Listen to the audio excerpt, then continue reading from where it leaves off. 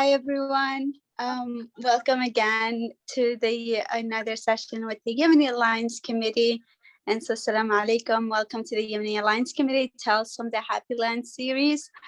Tales from the Happy Land is an initiative dedicated to the storytelling of the Yemeni diaspora's experience. And today we have an amazing guest, Zainab. Zainab is an awesome person, and I'm super excited to hear the stories that you have for us. So before you do that, I just wanted to share a fun fact about Yemen. And so Mocha is a city located on Yemen's Red Sea coast. The city served as a major hub of the coffee trade from the 15th to the 18th centuries. The mocha beans sold at Mocha were famous for their distinctive flavor.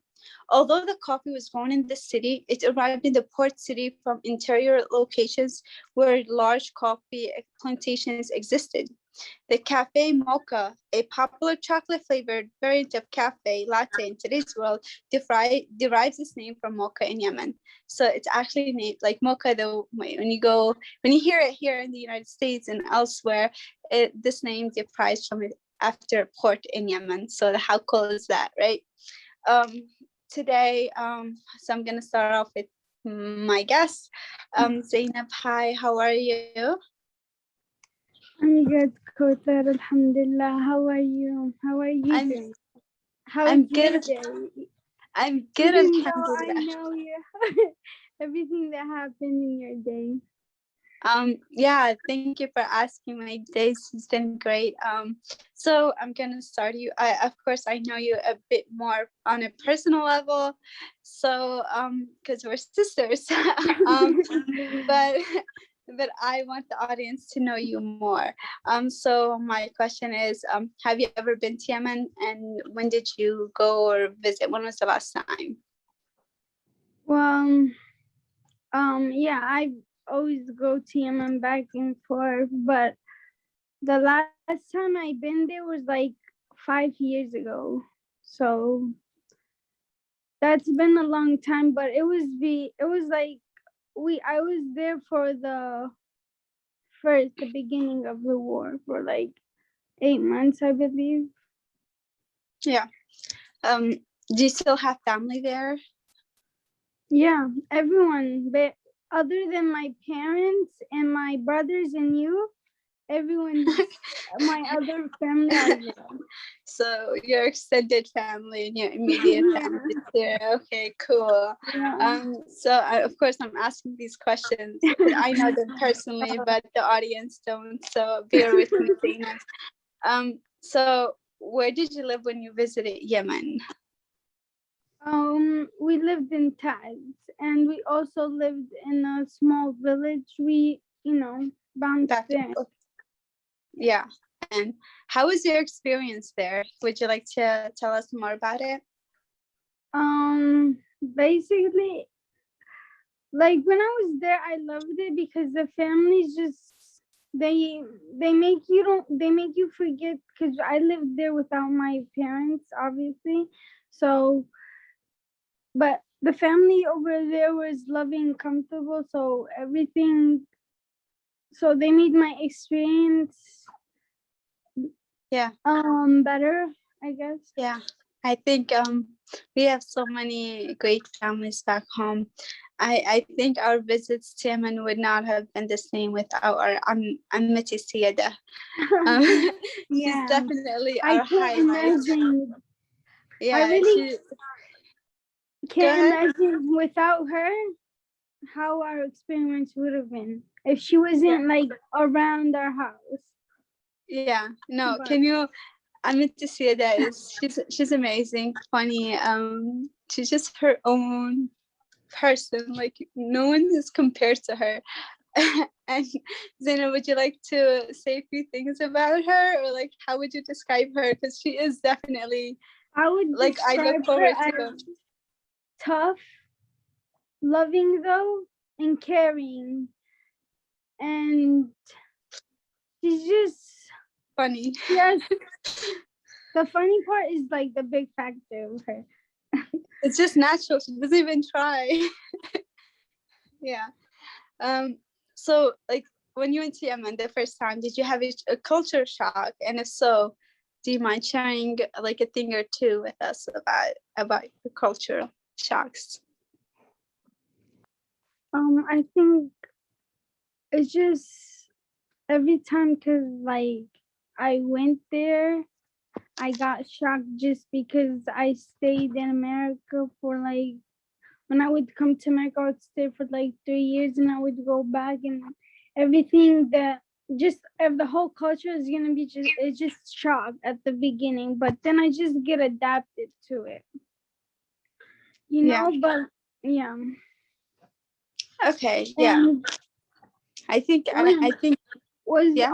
your question also Like what like it was what right now is what is still like shocking about how they are, like how the country is going in a No, it's more of political like way? what when you went to Yemen, what was something that you had assumptions about, but you figured it was different, or it's like different cultures here in Yemen, and so what's something that struck you?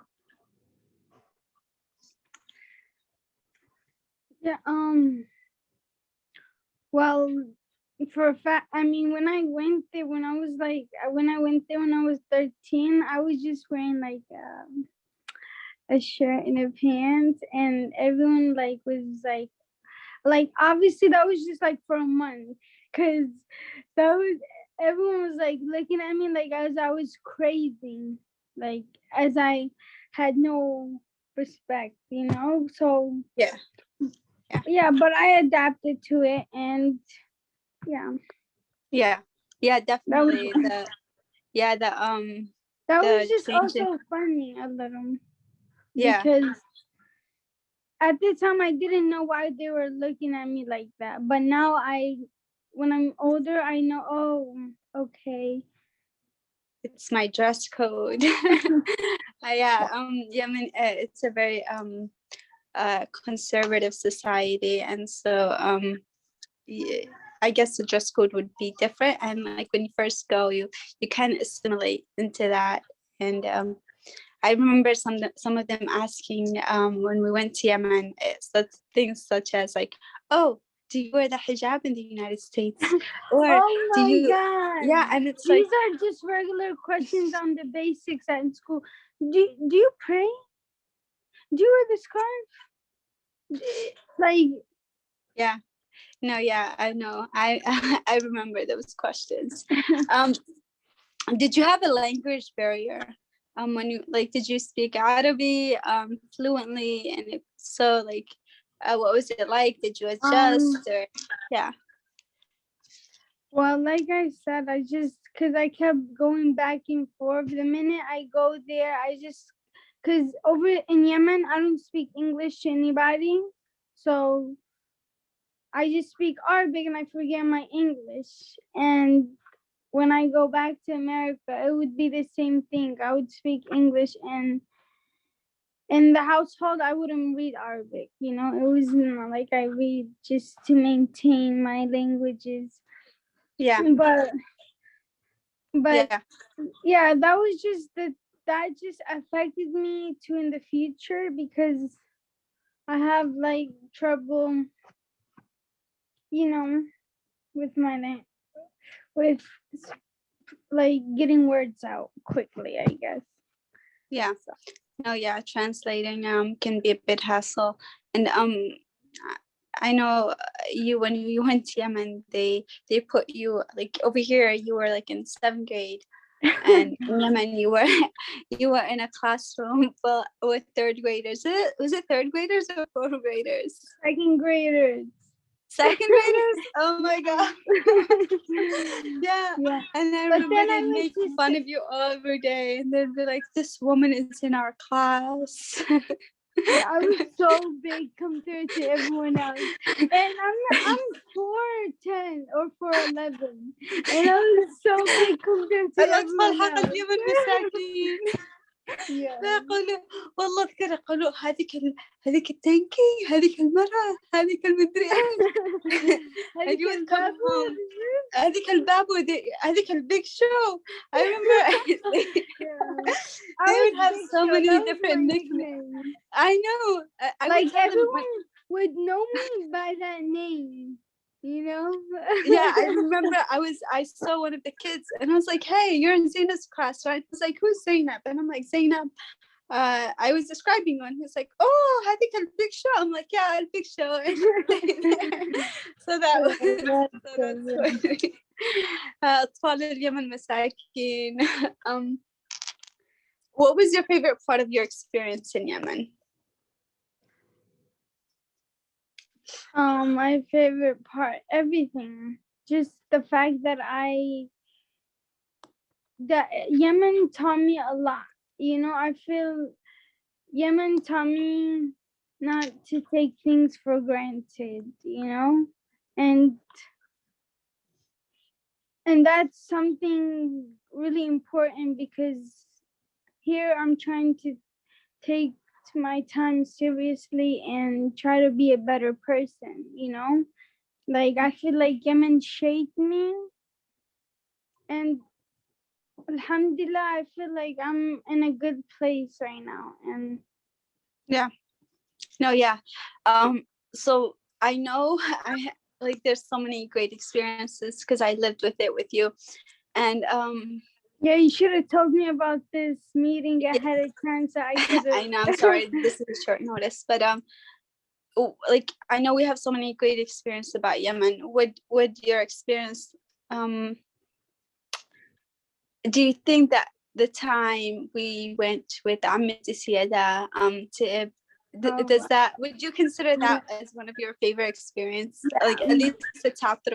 Just that day I left like I never, it was just because I was like going to the doctor, you know what? It was just nothing to do. Let's just go to the doctor. And it was the car, it was just so fun. Ended up being a road trip, and when we got stuck at night, it was just more fun. And just because it was Ramadan and this, like everyone's still awake, that made it more safer too, and just more you know, because we had to stay awake anyways. Let me give them a background on that day. We were in the village, right? And Ammati Siyada, my aunt Siyada, she's just this really funny, tough, like your village woman, right? And she was sick that day. And so we were going to take her to the doctor. And it was like, it's me, Zainab, she has 2 daughters, Hanan and Ismahan. And then she has an older son, Abdul Khaliq, and then it was another kid. We were like, oh, we'll all take you to the doctor. Like, we're all chaperoning her to the doctor, right? And we ended up taking another kid with us from our village so he can, like, I don't know, look after my aunt. And this kid voluntarily came with us, right?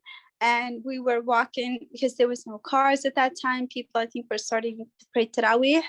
And we needed to get there soon to catch the doctor, because before he leaves, you know, because it's the time, and like it was far. It was like 2 hours away. Was it 2 hours or 1 hour around that time? So we were walking the moon. It was a beautiful moon day, and we were just walking, laughing, making jokes. Zainab, you're on mute.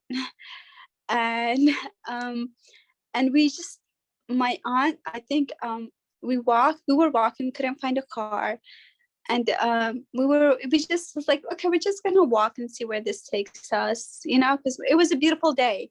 And we fasted that day, so it was like an exercise. And then we passed by supermarket, and this supermarket is owned by my aunt's childhood crush, and he was her neighbor. And so she was flexing on us. She was like, guys, take anything you want. Zainab, you're on mute if you want to contribute to this. And take anything you want from the store or this and that. And we're like, oh, okay. We knew she was flexing, but we took advantage of that, right? And we just got so much things in the store. And after she did, we knew she was giving us the looks, but we ignored those looks. And then after that, she's like, guys, really guys, are you gonna really embarrass me like that and stuff like that? And we're like, well, you said take anything. And some of us really went overboard, you know, we were like little kids. and then we finally found a car, like 30 minutes after walking. We finally found a car. It was a Dabbab because we couldn't find any private cars at that time. So we're like, okay, we're just gonna get a Dabbab. A Dabbab is like a bus that takes you like on your destination on the way. And it was full, and half of them were armed with every kind of type of gun machine you can think of. And we were like one on top of the other, and there was no space for anyone to like breathing room. And so the next stop, we were like, everyone was on top of the other. And then we were like, okay, fine, we'll make it work, because we needed to take my aunt to the doctor.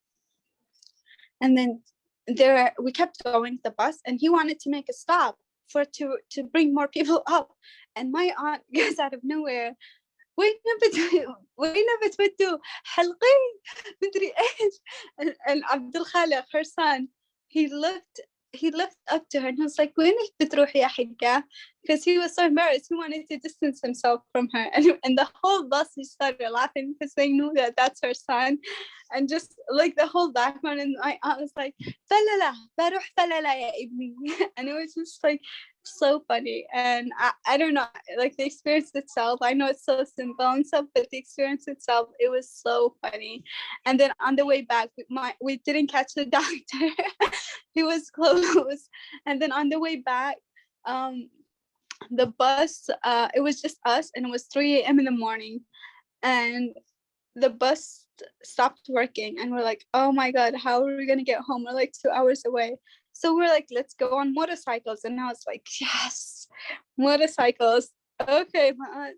And it was like, what are we gonna do at 2 a.m.? How are we gonna go by one of my motorcycles? And my aunt's like, Kauthar, كيف تطلعوا بالسيكلات؟ أين بيوديكم صاحب السيكل الساعة 3 بالليل بعدين نروح نصيح لمن؟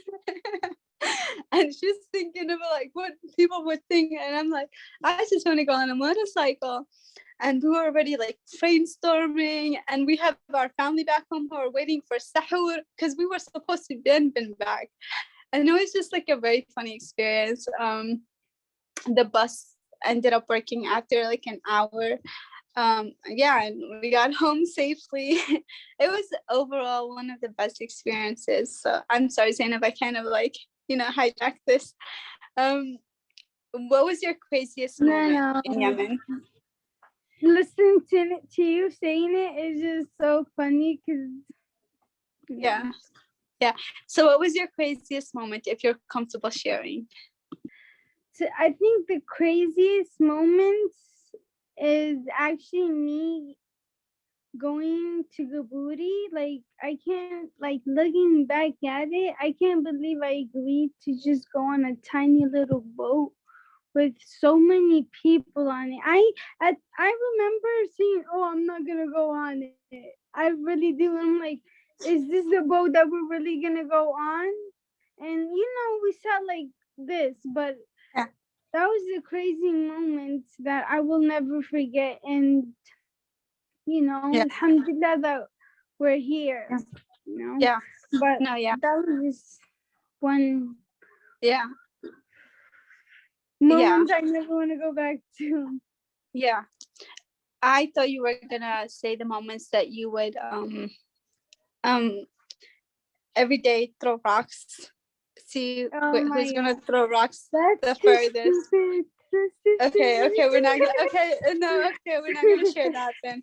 What was the funniest experience you had in Yemen? With Amity, definitely. I love Yeah. that. I love my aunt. She's And amazing. And any her funny? daughter, my best friend mentioned. Without her daughter too, Yeah. then I feel Would like. Zainab, would you like to share at least one And I experience? also my neighbors, they were good people too. But you said, Yeah. Like I know, like I know we have so many experiences with Amity, and she's the highlight of it all. But do you have any specific examples you would like to share? well,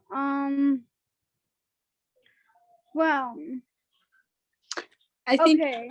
yeah. So we just like me, like with her, our relationship is not more like a aunt, even though she's like Oh, older and she's our aunt, but we still had that full relationship with her. And when we'd invite her to our house, and she barely come after a long time of, because she likes cozy to stay home. yeah. But Yeah. but Yeah. but then Yeah. I feel like with her, like with that, every time we'd be at her house when we're in the village, we'd be in her house from 6 a.m. in the morning till like 10 o'clock at night. They literally have to carry us down, like literally. Wallah, sometimes we're carried back to our house, and Ammati would be like, زعين بتقبت كان على 3 أدوار، ليش انتم عندي عند حلقة مدري ايش زعين تواصل وهي تبرعنا واحنا ولا جالست عندها. And then when we would invite her over, we'd be like, and she'd finally agree to come to our house, and we will wait till she's about to sleep and be like, عمّا يلا اجزع من بيتنا. يعني انت تبرعينا من البيت حقنا. بلا حتى خلي الشمس تطلع، انا بجزع بشرفي. انا بجزع بشرفي، خليني والله لا اروح اقول ابوكين. واحنا يلا اجزعي الان من بيتنا، الان تجزعي من بيتنا، انت تبرعينا واصل. She's amazing. Yeah. What was your biggest takeaway from your visit? Just the not to take things for granted, because I know a lot of kids who are so smart. So like if they were in my shoe right now, they'll probably be like making a lot of money right now. Let's just say that. No, we know so many smart people, so many smart young women, so many smart young men, who are deprived of the opportunities, who are deprived of school, who have to stop school to provide for their family, and just there's so many odds against them, and yet they're so resilient and so patient and so resourceful. They use what they have to make it work. So and how far they would go just to learn, and knowing they go so far to just go get the education, and they kind of know they end up just gonna go to the store and stuff because the opportunities now are shattered. But that's not really stopping them, and that's dedication right there, and that's what keeps Yemen alive. No, thank you, you're right. And I really hope that one day every Yemeni can have the opportunity to pursue education, to have choices, to the resources available to them, and actually build our country up. So thank you, Zainab, for sharing. It was great having you here. Any last thoughts or comments before we end this? I just want to say I hope more people spread more awareness about what's happening in Yemen, because they always talk about injustices and stuff, and what's going on there is literally the definition and more, but none action are taken because they're not, I guess, they're not,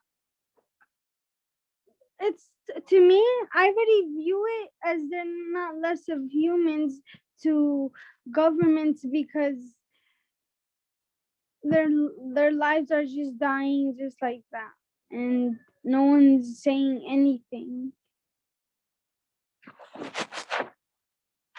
Unfortunately, yeah. Yeah. Thank you, Zainab, for coming on here and for sharing this. Thank you for having me, Kotem. Have a great day.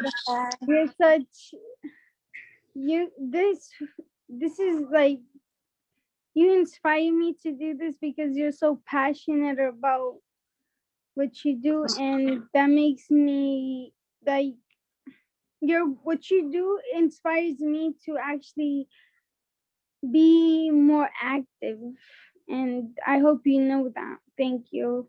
And I love you. Thank you, Zainab. Bye. bye. Okay, thank you, Zainab. Take care. Bye. Take care, Kotem. Bye.